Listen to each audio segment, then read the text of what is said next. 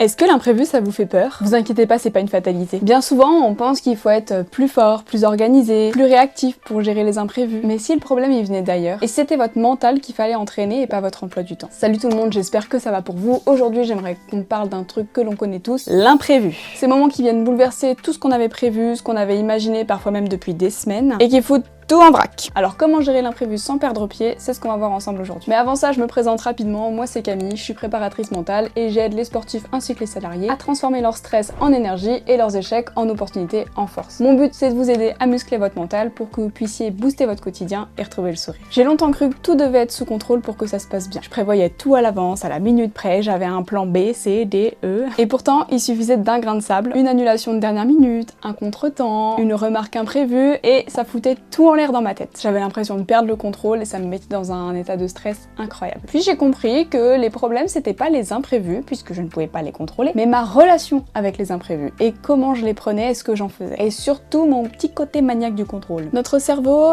il déteste l'incertitude. Il est câblé pour la prévisibilité. Quand un événement ne correspond pas à ce qu'il avait prévu, c'est une alerte insécurité pour lui. Et il déclenche une réaction de stress. Pourquoi? Parce qu'à l'origine, notre cerveau interprétait tout changement comme un danger potentiel. C'est ancestral. Mais aujourd'hui, un retard, un changement de programme, une remarque imprévue, ce n'est pas un tigre qui nous saute dessus. Et pourtant, notre corps y réagit de la même manière. Et c'est là que le mental intervient. Il est censé nous aider à faire le tri et à remettre les choses à leur juste place, à reprendre le contrôle sur soi, même quand notre cerveau il nous dit qu'on est en danger alors qu'on ne l'est pas du tout. Du coup, j'ai une question à vous poser. Est-ce que vous êtes du genre à vous adapter ou à bloquer complètement quand tout ne se passe pas comme prévu? J'ai accompagné une jeune femme qui devait prendre la parole en public pour son entreprise. C'était lors d'une conférence où il y avait plusieurs personnes qui devaient parler, il y avait un certain ordre de passage, et le jour J, l'ordre de passage a été modifié. Elle a dû passer en première, alors que c'était pas du tout prévu comme ça. Résultat, trou de mémoire, panique à bord, grosse perte de confiance en elle. Donc, on a pris cet élément, et on a travaillé en partant de ça. On a surtout travaillé sur sa capacité à accepter ce qui ne dépend pas d'elle, ce qu'elle ne peut pas contrôler, et à s'ancrer dans l'instant et composer avec les éléments qu'elle a autour d'elle, plutôt que de chercher à tout contrôler. Quelques semaines plus tard, elle a eu de nouveau besoin de prendre la parole devant du public. Encore une fois, il y a eu quelque chose d'imprévu qui s'est passé. Alors je ne sais plus ce que c'était. C'était pas une histoire d'ordre de passage, c'était une histoire de micro, je crois, ou de diaporama. Un truc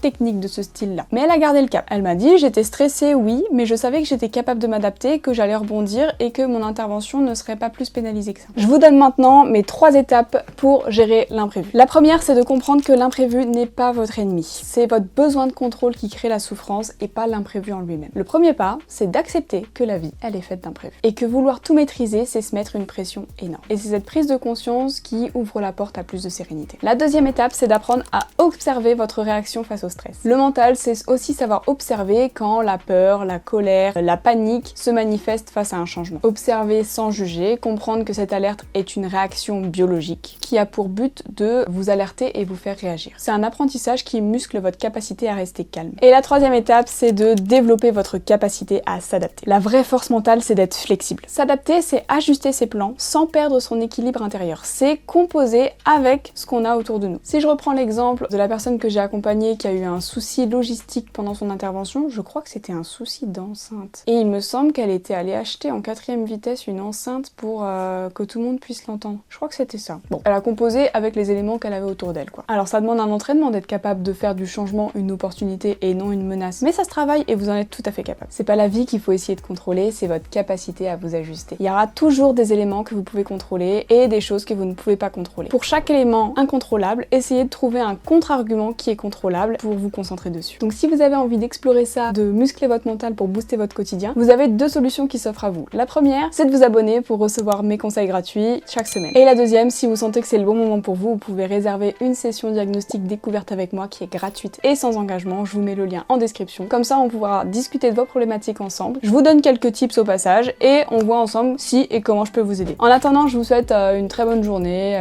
nuit, peu importe à quel moment vous regardez cette vidéo. Et à la prochaine!